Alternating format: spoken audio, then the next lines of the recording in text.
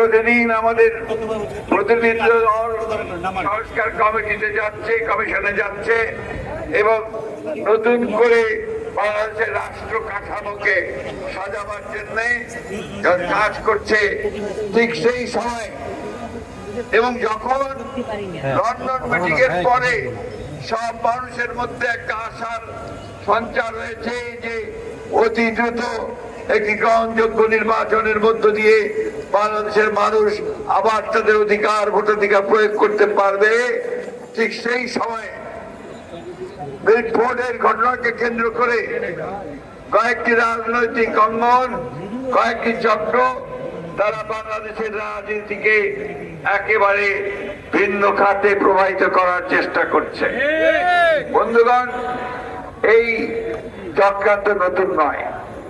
যখনই বাংলাদেশের মানুষ উঠে দাঁড়াতে চেয়েছে, যখনই বাংলাদেশের মানুষ দারিদ্র্যের বিরুদ্ধে, অভাবের বিরুদ্ধে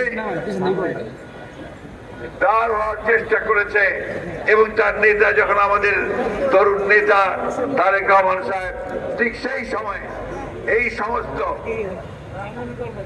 চক্রান্তকারী, ষড়যন্ত্রকারী তারা আমাদের বাংলাদেশকে আবার অস্থিতিশীল করার চেষ্টা করছে।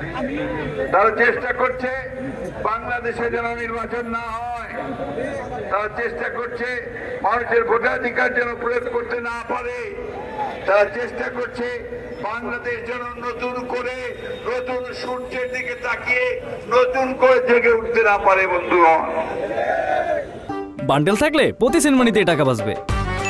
বিকাশ সেনমানি বান্ডেল কিনে জিতুন প্রতি লেনদেনে। আজকে অকথ্য অশ্রাব্য ভাষায় আমার নেতা তারেক রহমান সম্পর্কে তারা কথা বলেছে, স্লোগান দিয়েছে। তারা ভেবেছিল এই কথাগুলো বললে এবং স্লোগান দিলে বিএনপি বোধহয় ঘরের মধ্যে ঢুকে যাবে।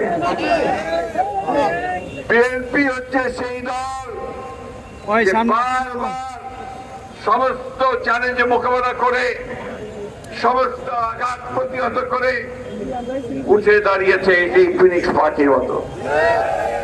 বিএনপি হচ্ছে সেই দল, যেই দলের প্রতিষ্ঠা, তার স্বাধীনতার ঘোষক শহীদ প্রেসিডেন্ট জিয়াউর রহমান শাহাদাতের পরে আবারও দেশ নেত্রী বেগম খালেদা জিয়ার নেতৃত্বে উঠে দাঁড়িয়ে। পরিকল্পনাটা অত্যন্ত ভয়াবহ যে বাংলাদেশে আবার একটা অস্থিতিশীলতা সৃষ্টি করা, অস্থিরতা সৃষ্টি করা, বিভাজনের সৃষ্টি করা, বাংলাদেশকে আবার একটা জায়গায় নিয়ে আসা যেখানে গণতন্ত্র আবার তিরোহিত হবে।